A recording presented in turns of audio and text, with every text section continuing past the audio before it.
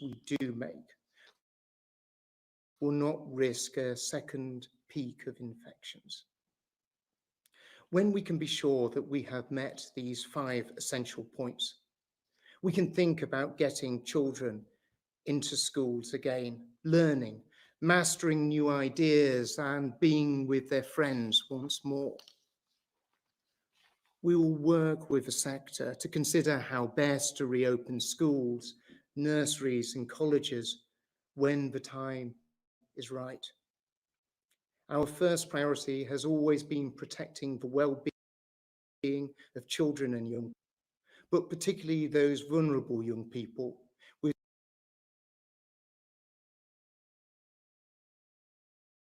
special educational needs or a social worker. Schools are open for them, and we're working to make sure those who should attend do so. Places are available for children of critical workers too. With up to 130,000 children in school every single day, schools are helping to keep the country moving. And we're asking our local authorities and schools to ensure every vulnerable child knows that their school is there to support them, that systems are in place to keep in touch with those children who are unable to attend because of health reasons.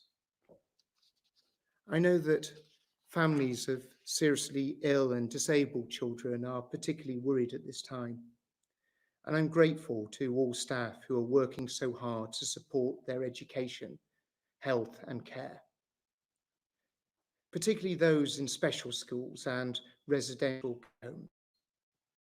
Young people who have left care or just about to, whether that's from a foster family or residential care, are really vulnerable right now. So I'm asking local authorities to ensure that no one has to leave care during this difficult time.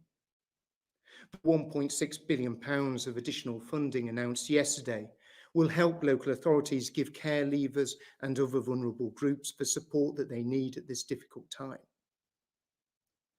To further protect children from harm, we're continuing to support Childline and working with the NSPCC on to call, and more adults will be able to raise concerns and seek advice about the safety and well-being of any child that they're worried about. Like the rest of the population, all our teachers have had to adapt very quickly to new ways of working. They've had to move resources online, work remotely, change the way they support their students as well as one another. I'm immensely grateful to them and to everyone who has offered their support, including those who've made resources freely available for schools, parents and pupils to use. We have already published an initial list of high-quality online educational resources, including how to support physical and mental well-being and materials for teaching children with special educational needs and disabilities. In yet another example of how we are at our best when we work together, some of our leading state schools have collaborated to open the Oak National Academy, which will be launched online tomorrow. This is a totally new initiative led by 40 brilliant teachers who have assembled video lessons and resources for any teacher in the country to make use of if they wish to do so. 180 video lessons will be provided each, all the challenges that families will be facing at the moment, and we determine families as part of the most comprehensive education package in the BBC's history, available on TV.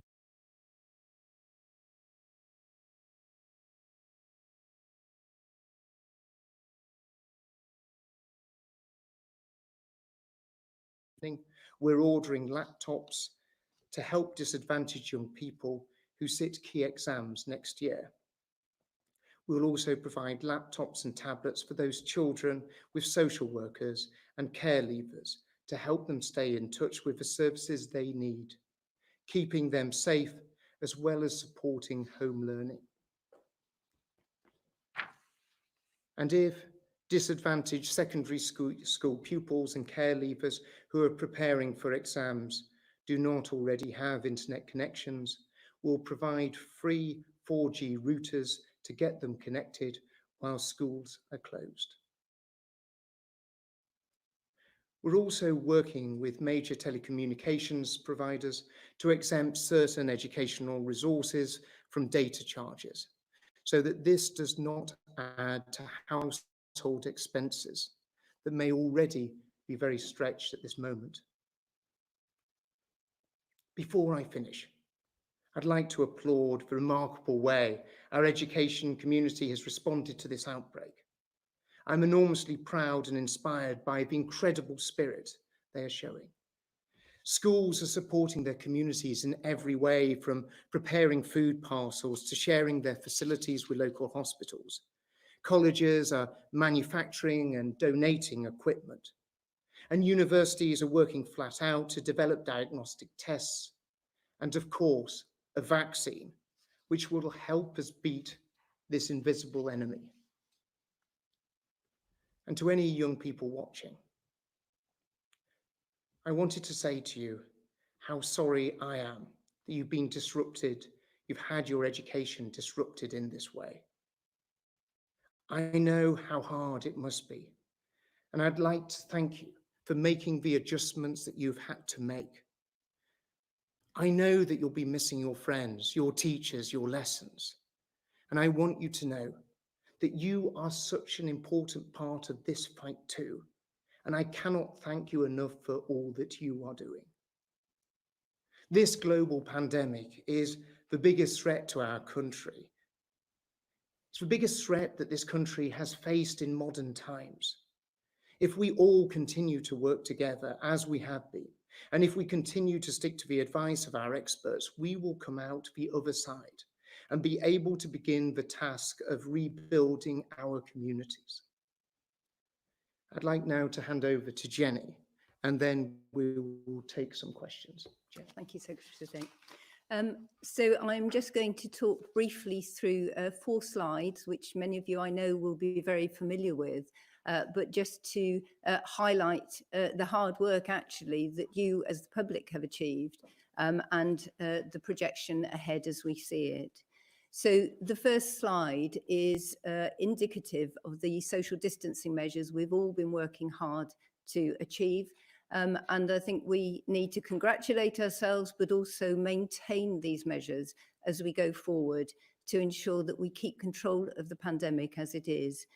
This slide shows that since February, there has been a more than 60% drop in our use of transport over all transport types, and particularly in rail and tube, recognising that it's just our essential workers who are going to work at the moment, and usage on that is down by 95%. We've had a little blip, if you like, over the Easter period where people have been at home anyway, and those normal levels, excuse me, normal levels, if you like, for pandemic status are now resumed. So I think a lot of really good work, but work that we need to continue. Next slide, please. Again, we usually look at the number of UK cases which have been confirmed. These are reported when lab tests are completed. It may come a little time after the initial laboratory test. And what you can see here is a rise in the cases that we reported through March. And although there is some variation on a day-to-day basis, in general, there is a trend for the number of cases to be plateauing out now, and that is despite increased testing capacity. And that, I think, is reflective of the social distancing measures that we've had, but are also reflected in our hospital data as well. Next slide, please.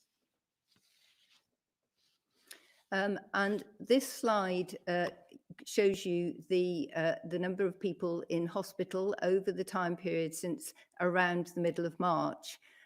There's a few dips in this, which we recognise from data collection, for example, around the early phase in April, but you need to look at the general trend across the picture. And for London particularly, it demonstrates not only the very significant amount of work that our hospitals have been doing, particularly around the start, first and second week of April, but also the success which is occurring now in the number of cases coming down over time. Now, again, there will be variation as we go forward. We shouldn't be looking at specific day-to-day variation, but it is the trend in that period. Equally, you can see that other parts of the country have had slightly different pressures on their systems, and it is really important that those areas continue to practice social distancing so that their hospital systems as well remain fully able, as they are now, with significant capacity in critical care and in normal bed utilisation, to manage all of the patients who need hospital care. Last slide. And then the last slide here is around our global death comparison. Again, this is one which, as a public health specialist epidemiologist, is one which we need to reflect back on many months ahead, in actual fact, because of the difference in the way which different countries and different systems collect data. But we want to be able to show you what is happening in the UK and how that relates as far as we possibly can to other countries. And you can see there are two lines on this one. The UK hospital only data, this is very robust data which is readily accessible.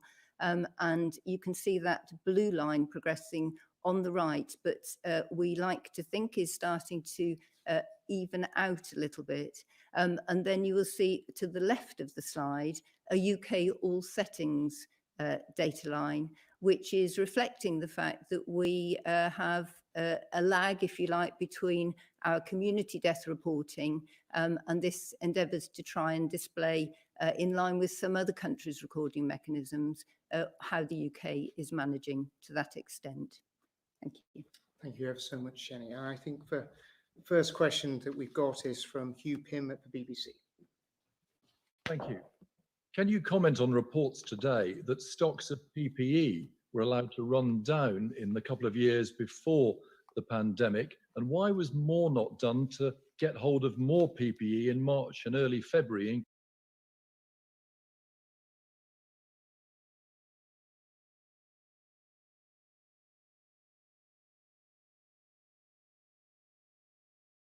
To secure PPE from right around the globe, but we've seen so many brilliant British businesses repurpose themselves in order to be able to provide it, and we've seen many educational settings also being able to do it. But you know, the government, from the first moment that we were in a situation where the scientific advice was highlighting to us that we were facing a real challenge in terms of the coronavirus, and this could potentially evolve into a pandemic, every resource of government has been deployed to not just expanding what we need in terms of PPE, but also ventilators. And we've seen a massive growth in the number of ventilators that we have available in our hospitals, and keep adding and building to the stock of what we've got. I'm not sure, Jenny, if there's anything extra on PPE that you wanted to add. Happy to. So I think we perhaps ought to just step back a little bit and start from the beginning of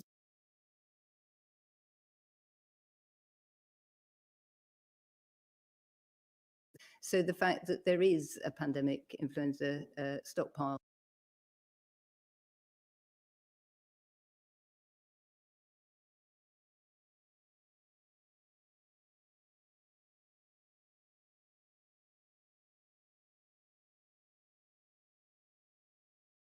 Demand on our supply. And I think we have had, if I might say, from my own professional perspective, we could perhaps have a more adult and more detailed conversation about PPE supplies. For example, quite rightly, the conversation at the moment is very much focused on gown supplies. Earlier weeks, I'm very aware of consideration of eyewear, for example, in goggles and masks. And I think it is important to remember that although there may be elements of distribution problems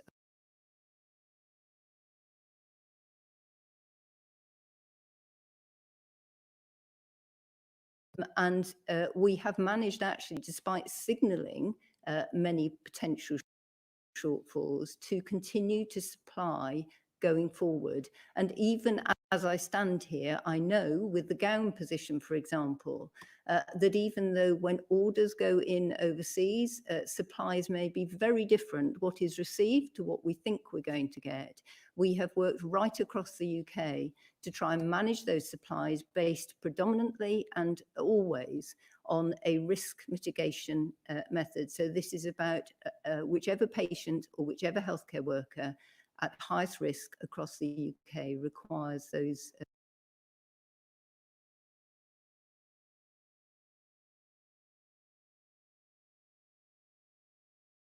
through what has been achieved and the challenges which are acknowledged ahead. Thank you. Hugh, I'm not sure if there's a further question. Can I ask a quick follow-up? Oh, of course, yeah. Yes, please. Yeah. I mean, some companies are still saying, even this weekend, they want to make and supply the PPE. They're offering it, but people at the centre are either not replying or just not coming back to them. Yeah. I mean, we've seen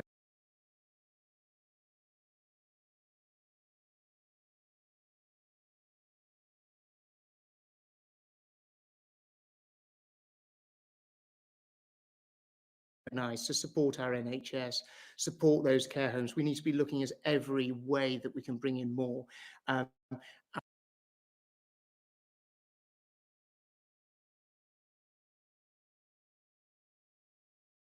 Encourage them to, through yourself, to be able to make sure we pick those out and we make sure that we get in contact with them over the next 24 hours if they sort of in any way slip through the net. We recognise this is a national endeavour, and we're so incredibly grateful for so many people who are willing to step forward and make a real difference, and we certainly don't want to miss out on those opportunities. So please do send that information to us and we'll make sure that we chase those up within the next 24 hours. Thank you ever so much, Hugh.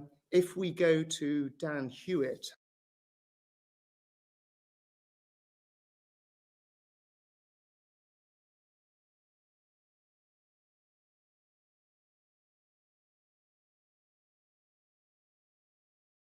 Or nurse who refused to go to work because they feared they weren't able to access the correct PPE. Are they right to back them? Would you both personally be comfortable today working on a COVID ward, having to reuse what's meant to be single-use PPE? And secondly, to the Secretary of State, on the 30th of January, the World Health Organization declared a global health emergency, yet Boris Johnson didn't attend a single COBRA meeting until over a month later on March the 2nd. What was he doing in the meantime that was more important? And is it acceptable that he was being briefed rather than attending any of those meetings? Yeah, Dan, thank you ever so much for that. If I maybe pick up the latter half of that question, and Jenny will maybe be able to speak a little bit more on the PPE side of things as well.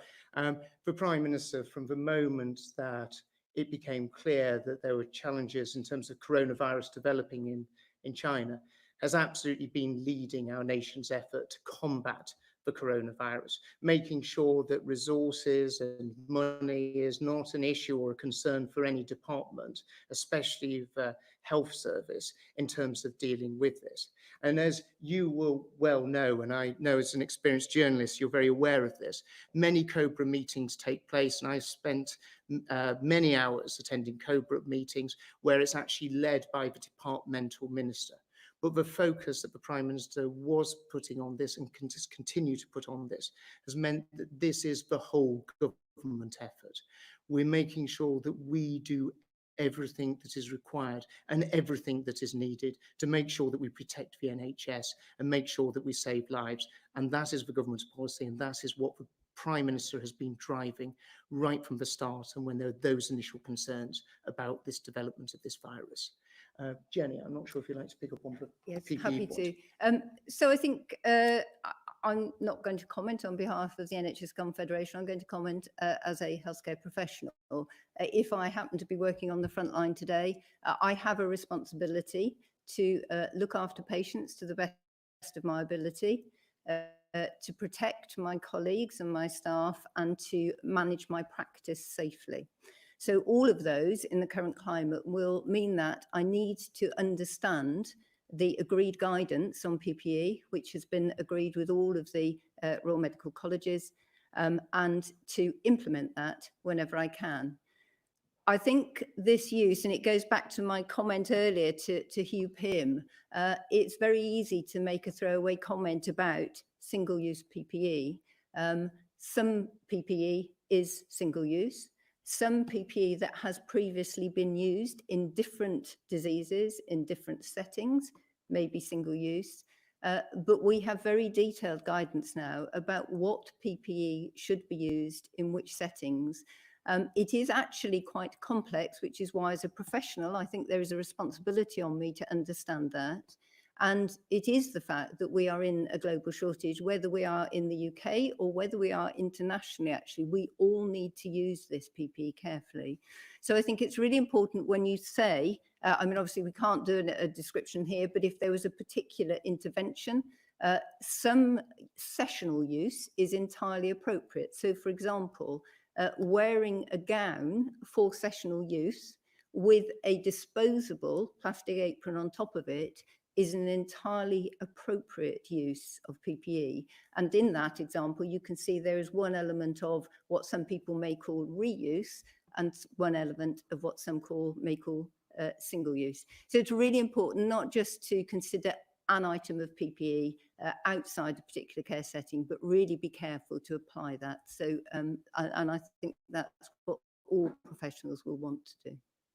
Dan, I'm not sure if you want a follow-up question at all. Yeah, on the PPE issue, we know that the flight from Turkey bringing in supplies that Robert Jenrick announced to us yesterday has been delayed.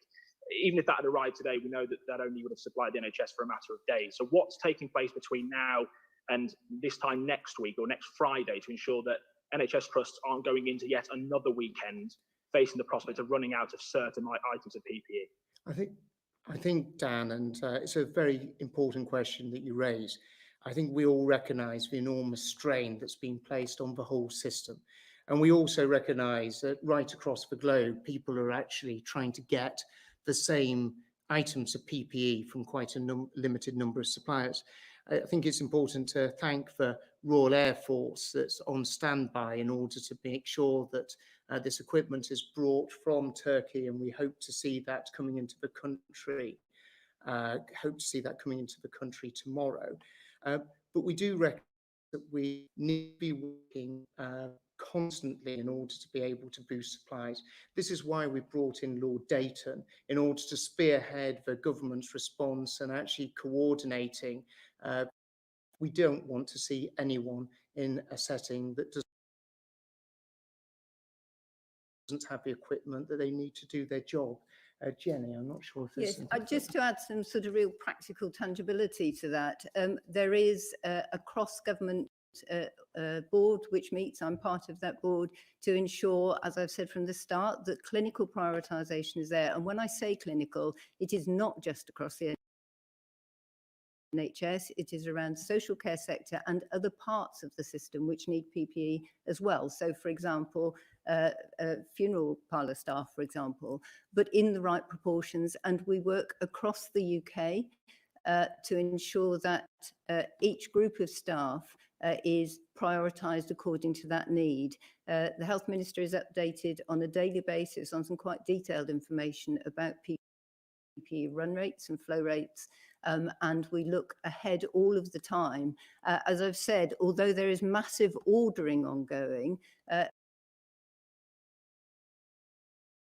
it's not always possible to predict that the order that we think is going to arrive actually appears in quite the same proportions and content as we planned. And obviously that is an ongoing monitoring activity. There are meetings going on 2 or 3 times a day on a daily basis. Thank you ever so much, Dan. And next we go to Liz Bates at Channel 4. Liz, please. Hello. Yeah, I have 2 questions, if I may. First of all, to Dr. Harris, do you know what the gap is in survival rates between different hospitals across the country? And are you going to publish that data? And what are you doing to ensure best practice? And secondly, another question on PPE. I mean, you set out your position many times. We've also heard many stories of health workers without the proper equipment that they need. Can you say to those people now that are going into work day in, day out, risking their lives, that they will get the protective equipment they need to keep themselves safe and their families safe? Or should we expect more cases of frontline health workers without safety equipment that they need? Well, thank you ever so much, Liz. And just on the latter part of your questions, you know, a few weeks ago, much of the debate was about ventilators and the need for more ventilators. And there's concerns about the health service as to whether the health service would able to cope. And what you saw is a national effort to make sure that we had enough ventilators. And what you're seeing in terms of PPE is very much a national effort to make sure we do that. We recognise that we need to be backing up those so many amazing people, not just within the health service, but more broadly right across the country with the right levels of PPE. We are going to do everything we can do to deliver for them. We recognise they're doing an incredibly important job, and every part of government, but every part of the nation is doing what it can do to meet that.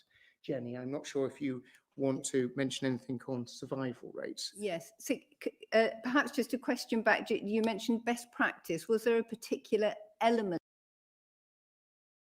That are playing into that, are being used to develop that? Okay. So I think quite separately from COVID or anything else, we have quality monitoring programs effectively, and we have professional groups who will monitor themselves as well. So, for example, doctors, respiratory physicians or intensive care specialists are forever comparing their data and their practice in order to learn from each other. And that's not just countries as well. So there are particular elements of this which I think at this stage are quite difficult to tease out, and I think we will, as we go forward, you will see over the coming months and years, not just in the UK but internationally as well, a whole number of research papers looking and comparing to see what different elements of practice have been successful. But obviously at this stage we want to be identifying elements which are successful and implementing those as quickly as possible, but being sure that the evidence that we have actually says that is the case.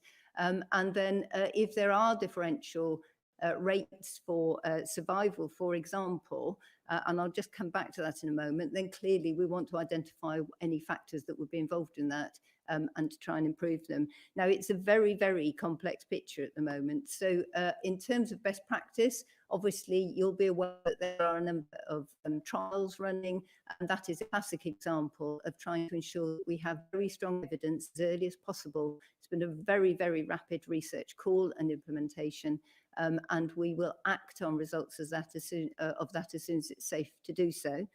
In terms of survival, it's quite difficult because every person who comes into the hospital is an individual. We're all very, very different. We were talking previously, for example, around ethnicity. We know that actually if you're male, you're more likely to come off more badly. We know that children appear to be less affected. We know that it's a risk if you have other underlying conditions. So each of those factors, what we may call a confounding factor in our analysis in terms of who survives and who doesn't, needs to be properly accounted for. So the short answer is yes, and there are data collection. There's a collection of data called ICNARC, which the intensive care consultants use routinely, and we'll be looking at it. There's specific data aligned with COVID as well, but it would be quite early to say at the moment. As soon as there are any specific factors, then obviously we try and highlight those. And in fact, one of the early elements that's coming out of this, and in fact a little bit like flu, is that obesity is actually quite a risk factor as well. So there's a mixture of individual risk and how that plays out.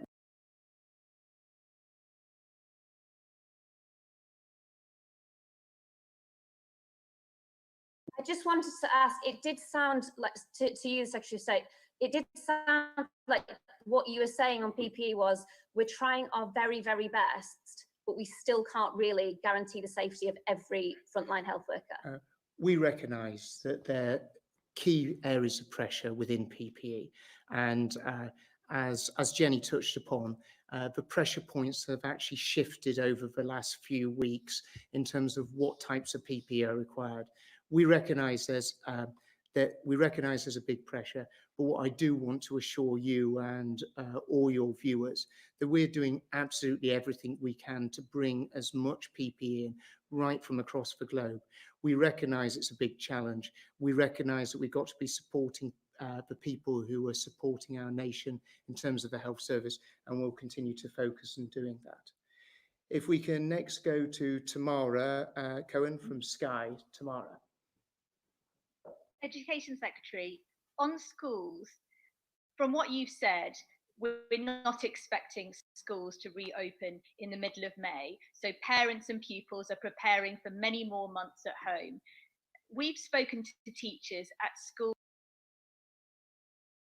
where not a small minority, but 30 or 40% of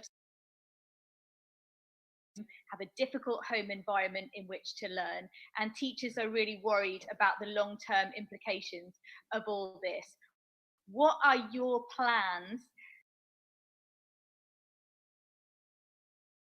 to prevent some of these children falling behind permanently? For example, do you expect schools to stay open over the summer holidays? And can I ask Dr. Jenny Harries, we're looking back intensely at the period in February and March where potentially not enough was done to curb the spread of this epidemic. At the end of March, when the World Health Organization said their message for the UK, do you now think that failure to do more community testing was the wrong approach? Tamara, I think you raise a really important point, and it's something that as Education Secretary I worry about immensely.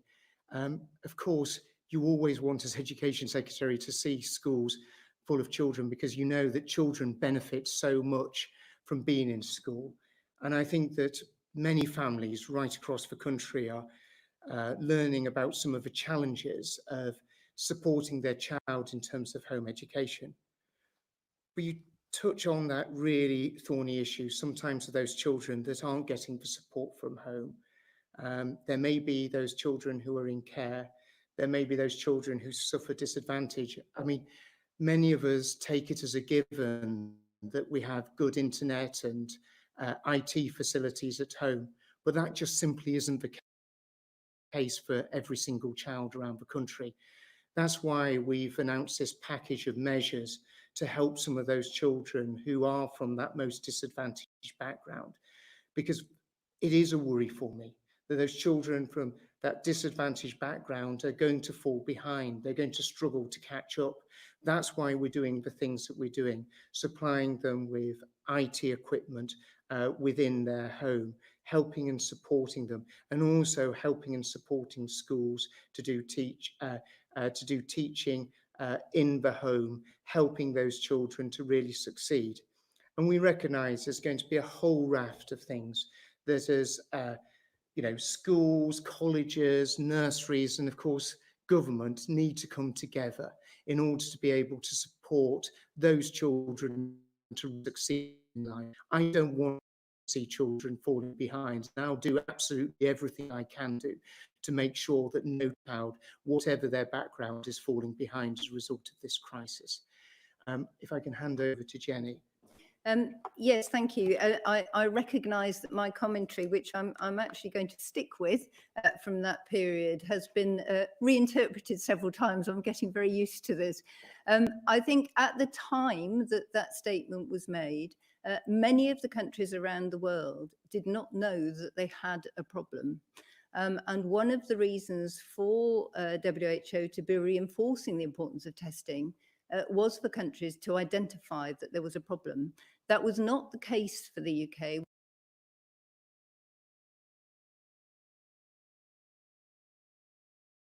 Wuhan, we quarantined people under very strict quarantine regimes from high-risk areas. We followed up individual cases and families wherever that was possible.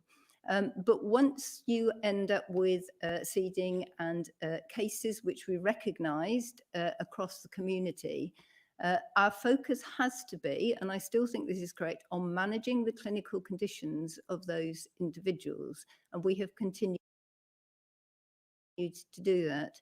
In an area where, in an ideal world, perhaps if you have endless resources, and I mean that in terms of people, I don't mean it in financial terms, but mechanisms for following through, testing, contact tracing going on, it's an important approach to be considered. But I think what's interesting at the moment is the UK continues to be compared with Germany, and there has been a lot of comparison, and we will continue to do that. It's very, very important that we learn from other countries. But actually, German rates of disease are starting to rise now. We are still at different phases of this pandemic in different countries. And the important thing I always look for, or what I'm trained to look for, is to say, if I do this intervention, what is it that I think is going to happen? What evidence do I have that we would change a course or alter that? And I think we have rather ended up with a conversation which was a demanding on testing.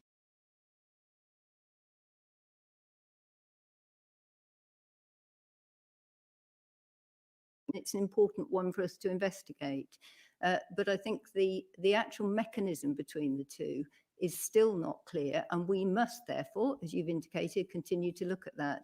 As our cases drop, if we have more digital mechanisms potentially, but again, fraught with difficulty, I think, in implementation, then there may be an opportunity to use testing in a different way to that we used during the containment period. Tamara, I'm not sure if there's any follow-up on those two questions. Can I ask you a quick follow-up on schools? Of course you can. Which is that you didn't say whether schools would need to stay open over the summer break, but if that is an option being considered, and also whenever schools end up going back, whenever the science allows them to go back, do you see it being phased, and do you believe any form of social distancing is really feasible in schools? I think we recognise the challenges of anyone who's a parent of trying to instill social distancing in small children. And we have to understand really that sort of broad context.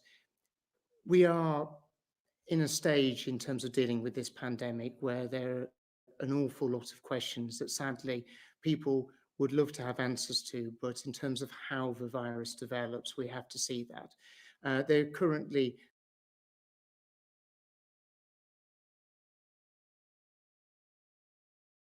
context. We are in a stage in terms of dealing with this pandemic where there are an awful lot of questions that sadly people would love to have answers to, but in terms of how the virus develops, we have to see that. There are currently no plans to have schools open over the summer period, and we hadn't been working on plans to have them open over the summer period. But what we are looking at is different ways, such as I touched upon earlier, the Oak National Academy, of actually how we can provide resources for children right across the country, making sure that they can have the ability to catch up on their learning. Thank you ever so much, Tamara. If we can go to Hugo Guy at VI. Hugo. Thank you. Secretary of State, are you looking at what's happening to schools in countries like Denmark, where they're trying things like staggering the school day, reducing class sizes to allow schools to reopen eventually, even if you can't put a timescale on that, but to do that with innovations that make them safer places? And can I ask Dr. Harris, you said just now that testing is not necessarily the reason why the UK has so many more coronavirus deaths than many other large countries. Do you know what the reason is then? Why do you think the UK has been so much worse hit than many other large countries? So if I touch upon the point as to are we looking at other countries and learning from them, absolutely. And we're seeing a few examples of countries opening up their schooling system, and we'll look closely as to how that works, how that goes, and what lessons can be learned from it, so we can benefit from that. Jenny. Have a difficulty in understanding the variation potentially between different countries, and what steps are there to be clear what it is that may be causing variation in patterns across the country. Now, Germany stands out currently, but again, I think we need to be very clear. We need to look back in 12, 20 months' time on this. Germany currently stands out as different to other European countries, but in fact, the UK is not sitting at the top of the European list, if you like, of deaths at the moment. It's really important we understand what this means. Counting deaths, I know it's a sad thing to talk about, and it's something which has had a lot of focus in the media recently. But actually, probably the most useful statistic going forward to compare between countries would be what we call an all-cause mortality. So it's actually looking to say, what is the difference between now, when we have had a pandemic, regardless of what the individual has died from, and what we have had in previous years at the same season, and with an age adjustment for that population. And all of those different things will vary between different countries.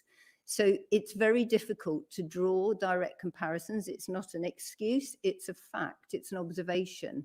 And if we don't do it very carefully, we will go off into patterns of exploration, which actually don't give us the answers that we need to manage either this pandemic or similar disease occurrences in the future. Hugo, is there any follow-up questions that you may have? Yeah, well, thanks for that, Dr. Harris. So just to clarify, are you suggesting that it will take a year, 2 years or more before any realistic, useful comparisons can be made between countries?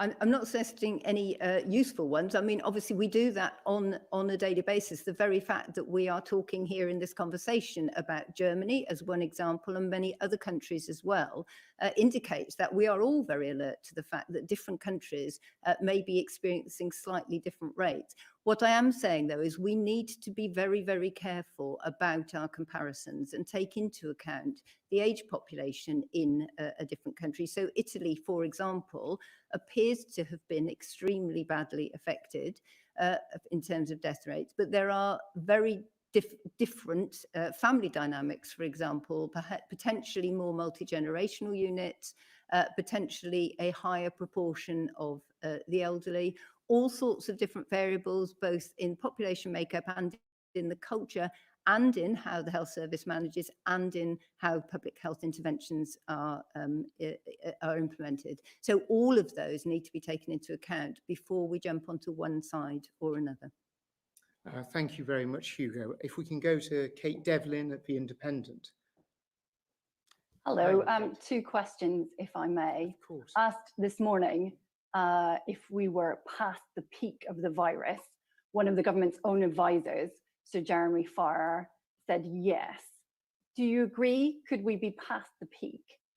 And secondly, if I may, last week The Independent saw a leaked email to NHS trusts which warned that a sustainable supply of gowns would not be with them until mid-June.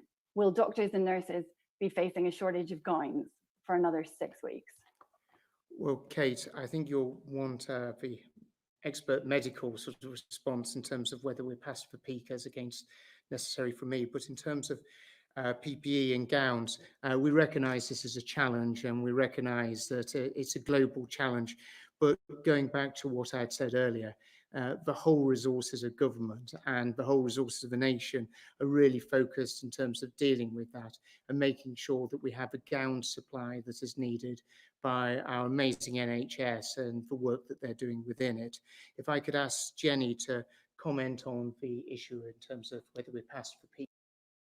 UK deaths were down to 596. That was from 888 yesterday. We could jump to all sorts of positive conclusions about that, but we shouldn't. We should be extremely guarded. It's a weekend day. We know that hospitals will tend to report later on. I would anticipate those numbers will go up tomorrow. However, and without actually directly answering your question, because I would be much too cautious at this point, I do think it is fair to say that we do know from the hospital data, and you've seen from the slides earlier, that we are now starting to plateau across. And if I look at the number of patients, inpatients diagnosed, it doesn't mean these are the total number of cases across the UK, but they are down by 30%, let's say, just on average, moving around on a daily basis from about 8 to 10 days ago. So I think it's not fair to say that we're past the peak. And of course, the obvious statement to make is if we don't keep doing the social distancing, we will create a second peak and we definitely won't be past it. So this is no reason to consider that we have managed this. But I do think things are looking to be heading in the right direction. Kate, is there a follow-up question at all that you have for Jenny or myself? Yes, and correct me if I'm wrong on this, Secretary of State, but it sounds like as of today, you cannot tell doctors and nurses a date for when this shortage of gowns will be solved. And do you understand that's incredibly worrying for them? I very much understand the worry that people would have over this, and this is why, you know, we will be getting in the extra 400,000 gowns in from Turkey tomorrow. We'll be making sure that we are bringing further protective equipment, including gowns, all the way through, because we want to make sure that there is that continuous supply. But this is an incredibly fast-moving environment, but every effort of government, every effort of the NHS is being put into making sure that they have that continuous supply that our health service quite rightly expects and needs for those who are on the front line. Thank you very much. If we can move to Amy Gibbons from the Times Education Supplement. Good afternoon. Education Secretary, should teachers working in schools during the outbreak have PPE?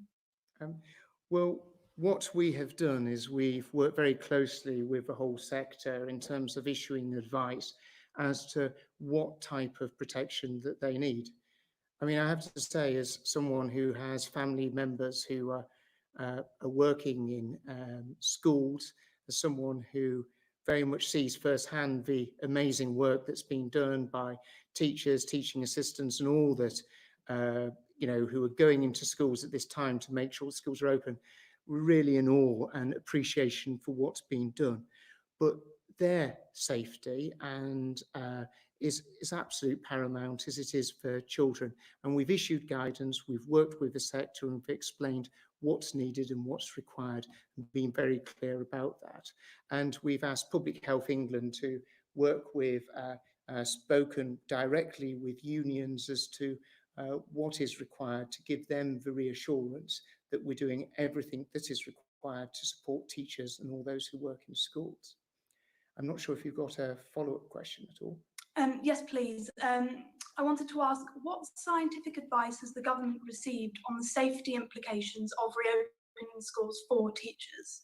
So, as I set out right at the start, there are 5 key tests that we have put forward as to they need to be passed if we're going to be in a position when we start changing the restrictions that we're currently operating under. We're already talking with the sector as to what needs to be done and how we support them for when we start bringing schools back fully and operationally as we'd usually expect to see schools. But finally, one of the key points we also need to ensure is that people have proper notice so that they're able to prepare, whether that's teachers and those who are working in schools, but it's also about parents and children, those families who are having to deal with the consequences of this pandemic, and making sure that they have enough notice in order to be able to plan.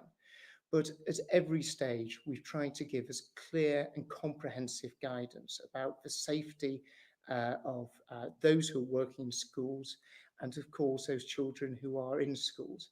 I'm not sure, Jenny, if you have anything to say about the sort of safety of those who are working in schools? Yeah, so I mean, right at the start of the pandemic and the implementations that we considered, if schools had been unsafe places, they would have been closed very much earlier on. And I think we need to keep that in mind. Schools are really important places for learning and for socialising, but they were not a key element of risk, if you like, in the early modelling work which was done. As we go forward, we need to be really careful. We're in a different context. So obviously, what was when we first started off, we need to change, and we need to look at what change in an intervention will result in what outcome for our population. And one of the key issues with children, thankfully, we do know that they seem to be less severely affected by this, but we still have a huge amount to learn about the virus generally in terms of its transmission. And that is particularly the case in children. So I think there is still a lot of learning. We will be looking at that again, as I've mentioned with other responses. We continuously keep an eye on international evidence where other countries have looked at similar things, and the Scientific Advisory Group for Emergencies will continue to look at that as well. Thank you very much, Amy. And if we go finally to Kit Sandyman from the Nottingham Post. Kit. Thank you, Secretary of State. The lack of PPE in social care has been a critical issue in Nottingham, as it has around the country.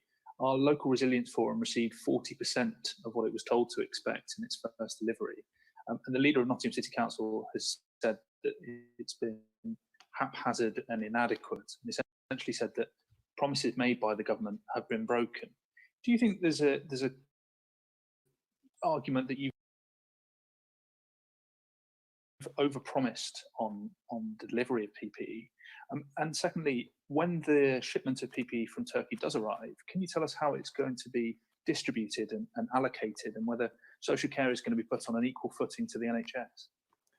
Well, before I go answer those questions, if I can just take the opportunity to thank the two brilliant universities in the city of Nottingham, who have been playing an incredibly important role in terms of dealing with the coronavirus crisis, whether that's the University of Nottingham and Nottingham Trent University, who have actually lent key testing equipment in order to boost the nation's capacity and also to do tests, but also are working in terms of a mapping of the coronavirus so we can best understand to treat it. And it really, the City of Nottingham goes to shine the light as to what an important role higher education institutions play in terms of our battle with the coronavirus. You raised an important point, and that important point in terms of those social care settings, those homes. And right at the start, we recognise that local resilience forums, which Nottingham City Council is actually part of and a key player as part of, actually are vital in making sure that we get the distribution right on PPE. So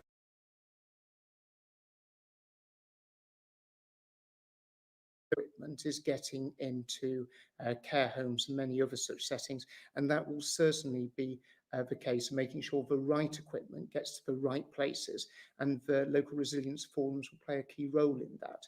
I'm not sure if you would like to add anything at all, Jim.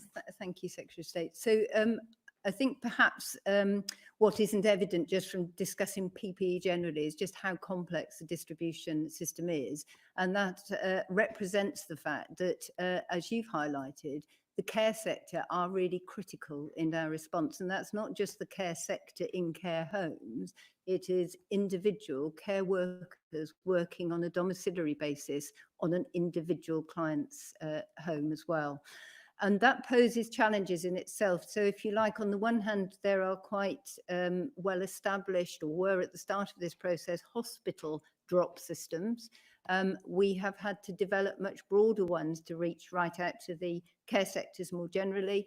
But even so, and as Secretary of State has said, the LRFs actually are extremely critical in scooping up, if you like, an opportunity for us to ensure that we can reach those very small care homes, independent care homes or individual care workers who might not otherwise feature in some of the bigger national planning. So they are a critical component of this. I do know that there have been 2 drops out to LRFs recently. There are 2 more. The first, a third drop 3 planned for tomorrow, the 20th of April, and hopefully another one actually the same day, a 4th drop. So these are ongoing. So the LRFs who have experienced receipt of PPE, it doesn't mean that this is forgotten, it's on an ongoing basis. But going back to some of my earlier comments, it is also really important that we don't just drop a certain amount of stuff in PPE in one area or a few areas where LRFs can use it, and leave others with frontline staff unsupported. So it is inevitable where there are potential shortage supplies internationally, we want more frequent drops to ensure that critical staff on the front line are given the right equipment and have that. And that inevitably means there will be smaller quantities over shorter periods of time until individual PPE lines stabilise. Kit, is there anything further that you'd like to ask? Yeah, just on the reopening of schools, if I could. Of course. Is the timing of that dependent on you feeling that schools have an adequate supply of cleaning materials, hand sanitizer and that sort of thing? And if so, what guidelines are being drawn up to give to the schools and the trusts to make sure that those schools can be as safe as possible for parents and children and staff when they do eventually reopen? Kit, we've already issued an awful lot of guidance on this, and it's available on the gov.uk website. There's, if you want to be able to access, and I can organise for someone to be able to send you a link in terms of how we've been advising schools in order to deal with the challenges, because we mustn't forget many thousands of schools have continued to remain open over the last few weeks in order to be able to support vulnerable children and the children of critical care workers as well. So, but we'll constantly update that advice. But I have touched upon the fact that the key element as to when the decision is to open schools will be when those 5 tests that were set out by the first Secretary of State at the end of last week, when they're met, then we're in a position to look at how we change the restrictions that we're currently operating under. Well, I'd like to take the opportunity to thank everyone for taking the time to tune in, but also for making sure that they have continued to adhere to the guidance that the government has issued, making sure that we protect our NHS and save lives. Thank you very much.